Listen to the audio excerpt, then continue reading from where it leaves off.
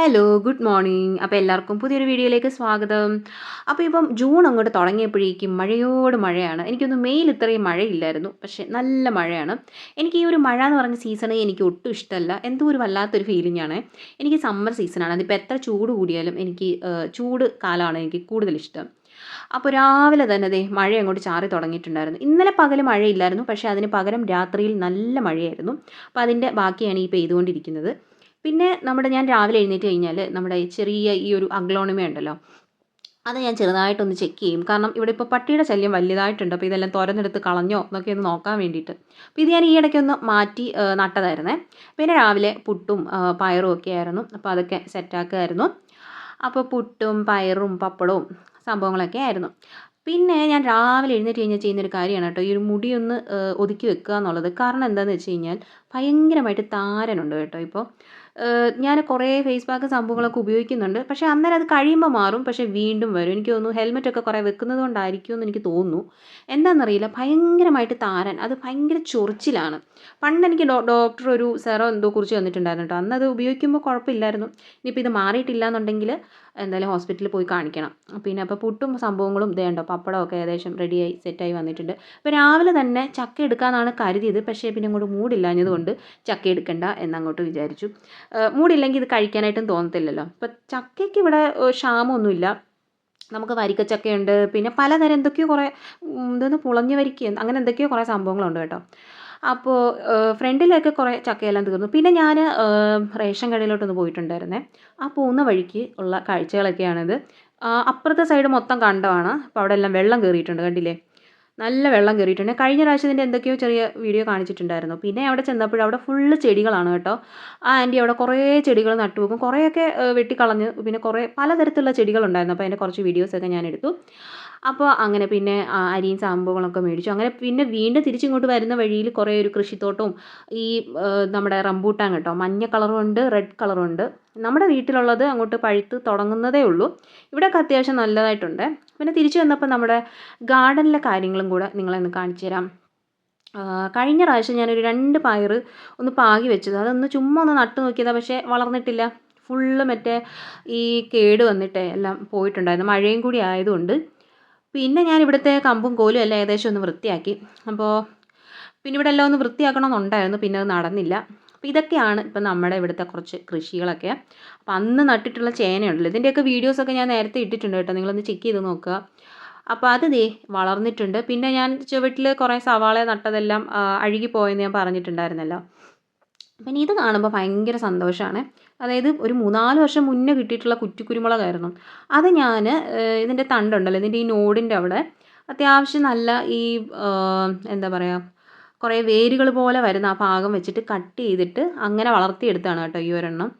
ഇതൊരു ആദ്യം ഞാൻ വേര് പിടിപ്പിച്ചിട്ട് പിന്നെ ഞാൻ ഈ ഒരു ചട്ടിക്കകത്ത് മണ്ണൊക്കെ നിറച്ച് നട്ടതാണ്. അപ്പോൾ അത് കണ്ടില്ലേ, നല്ല വിശാലമായിട്ട് കുറേ തിരികളായി വന്നിട്ടുണ്ട്. ഈ ഒരു സമയം മഴ സമയമാണ് ശരിക്കും ഈ കുരുമുളകൊക്കെ നടാനായിട്ട് നല്ലൊരു ടൈം. തിരുവാതിര, ഞാറ്റുവേല അങ്ങനെയൊക്കെ പറയുമല്ലോ. അപ്പോൾ ഇപ്പോൾ നന്നായിട്ട് ഇത് വളരുന്നുണ്ട്. പിന്നെ കുറച്ച് വഴുതനങ്ങയൊക്കെ ഉണ്ട്, അതൊക്കെ ഉള്ളൂ. പിന്നെ ഇതിന് ഇവിടെ എല്ലാം ക്ലീൻ ചെയ്യണം. കാരണം ഇപ്പം കാടൊക്കെ ആയി കഴിഞ്ഞാലും ശരിയാവത്തില്ലല്ലോ.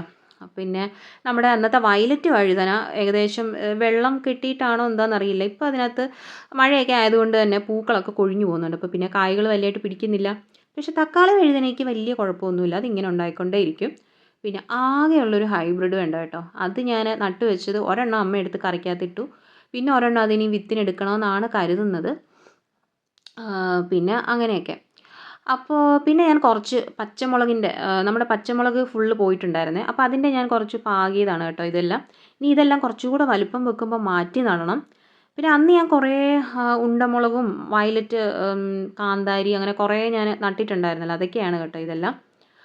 പിന്നെ ഇപ്പോൾ ഇത് മാലിമുളകാണെന്ന് തോന്നുന്നു കേട്ടോ.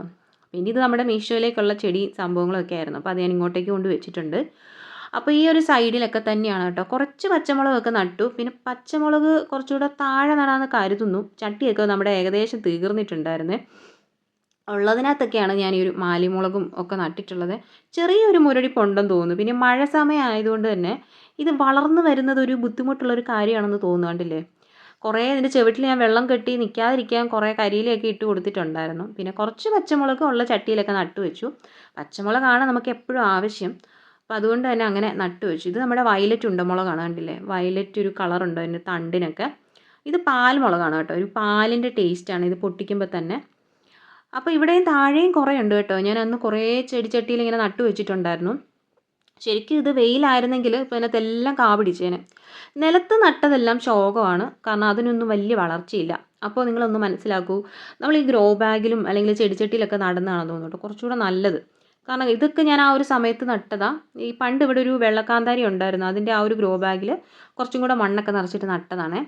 ഈ ഒരു വെള്ളക്കാന്താരി എടുത്ത് പാകിയതാണ് കേട്ടോ നട്ട് ഞാൻ വെച്ചത്. ഇതാണെങ്കിലും ഇപ്പം നമുക്ക് പച്ചമുളകില്ല, ആ ഒരു സമയം നമ്മളിപ്പം ഈ ഒരു കാന്താരിയൊക്കെയാണ് എടുക്കുന്നത്. അത്യാവശ്യം നല്ല എരിവാണ്. പിന്നെ ഈ പഴങ്കഞ്ഞിയുടെയൊക്കെ കൂടെ ഉടച്ച് കഴിക്കാനായിട്ടാണെങ്കിൽ നല്ലതാണ്. പിന്നെ ഇവിടെ നിലത്ത് ഞാനൊരു 1-2 എണ്ണം നട്ടിട്ടുണ്ട്, പക്ഷേ അതിനൊന്നും വലിയ വളർച്ചയില്ല. പിന്നെ നമ്മുടെ ഇഞ്ചിക്ക് മണ്ണൊക്കെ ഇട്ട് കൊടുക്കണം. പിന്നെ കുറേ നാളായി ഇതിനിടയ്ക്കകത്തോട്ടൊക്കെ വന്നിട്ടുള്ളത് കൊണ്ട് തന്നെ ഇവിടെ എല്ലാം കാടായിട്ടുണ്ട്. അപ്പോൾ വേറെയും കുറച്ച് ഇഞ്ചിയൊക്കെ ഞാൻ പാകിയിട്ടുണ്ട്, അതെല്ലാം ഇനി മാറ്റി നടണം.